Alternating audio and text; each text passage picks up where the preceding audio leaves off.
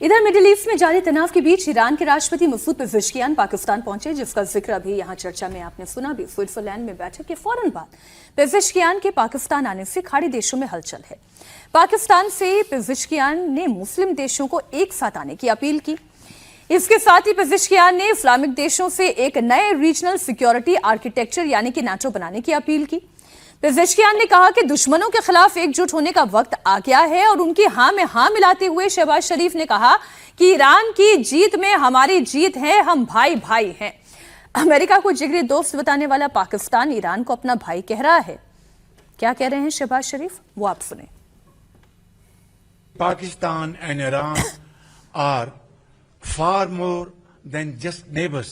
We are brothers bound together by centuries of shared history, faith, culture and civilizational links. Iran's success is our success and Iran's loss is our loss. बहुत बड़ा देश है Iran का loss यानी Iran का जो नुकसान है वो पाकिस्तान का भी नुकसान होगा। इतने जिगरी हैं तो भाई पाकिस्तान के साथ आप क्या कर रहे हैं, अमेरिका के साथ पाकिस्तान क्या कर रहा है? क्योंकि ईरान और अमेरिका तो जिगरी नहीं है। पेजेश्कियान पाकिस्तान से मुस्लिम देशों को एक साथ लाने की अपील कर रहे हैं, तो उधर अमेरिका के विदेश मंत्री मार्को रूबियो 3 देशों के लिए मिडिल ईस्ट देशों के दौरे पर हैं और 3 दिनों के लिए मिडिल ईस्ट देशों के दौरे पर हैं और दौरे का असली मकसद ईरान के पुनर्निर्माण के लिए $300 अरब का फंड इकट्ठा करना है।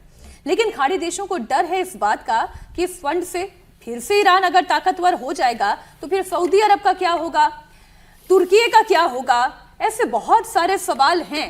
ईरान के बैलिस्टिक मिसाइल प्रोग्राम का सीधे तौर पर जिक्र तो नहीं किया गया। खाड़ी देशों के बीच में एक डर इस बात का जरूर है कि ईरान फिर मजबूत हो गया तो उनकी पहचान क्या रह जाएगी, इसलिए वो ईरान को फंड नहीं देना चाहते। तो दोनों बातें हैं हर्षवर्धन जी। एक वो कमिटमेंट है जो ईरान और पाकिस्तान के बीच में हो रहा है, मसूद पेजेश्कियान और पाकिस्तान के प्रधानमंत्री शहबाज शरीफ के बीच में, और एक इधर रूबियो जो है वो खाड़ी देशों में घूम रहे हैं, लेकिन अब कितना समर्थन मिलेगा उन्हें, कितना डॉलर वो जुटा पाएंगे, ये एक सवाल है। देखिए, एक तो ये कि इसको हम लोग ऐसे मत देखें कि पेजेश्कियान चले आए हैं पाकिस्तान तो ये एक चिंता की बात है। ये पूरी दुनिया के लिए अलग किस्म का एक, जिसको कहें आप उसको चुनौती कहें या नया रीऑर्गेनाइजिंग ऑफ वर्ल्ड ऑर्डर कहें, उसको ऐसे देखेंगे तब ज़्यादा अच्छे समझ में आएगा।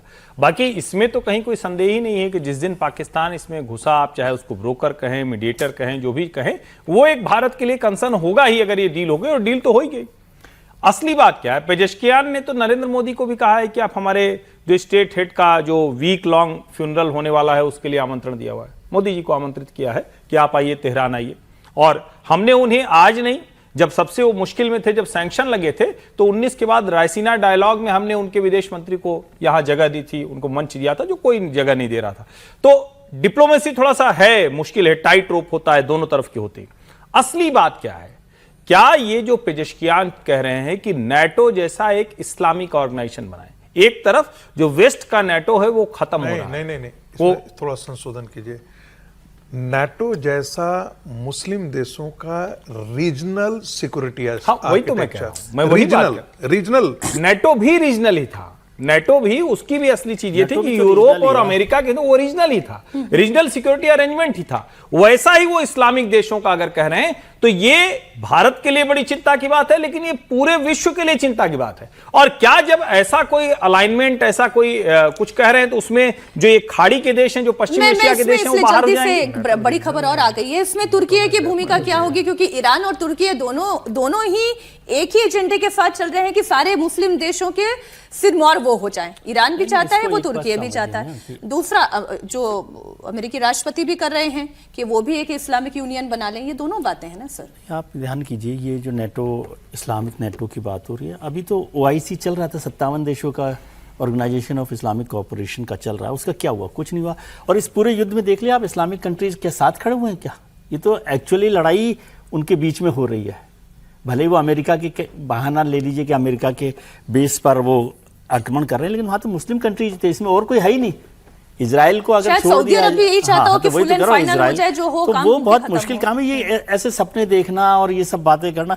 और बहुत अच्छा मुझे लगा कि पाकिस्तान के प्रधानमंत्री शहबाज शरीफ समझते हैं कि वो ईरान के लिए कुछ कर सकते हैं। मतलब जिस तरह से उन्होंने कहा कि ईरान और हम भाई भाई हैं, ईरान की भूमिका में पाकिस्तान का जो रोल हो सकता है, ठीक है, अच्छा ही है। चोर चोर मोसेरे भाई जो कहावत है ना, वैसी स्थिति है उनकी। और नहीं, दूसरा ये भी मुझे लगता है ईरान को ये भी डर आज होगा कहीं नहीं दिखाई दे कि रहा अब्राहम इसको। अकॉर्ड की जो बात कर रहे हैं वो ना हो, इसलिए मुस्लिम कंट्रीज को साथ में जोड़ के रखो।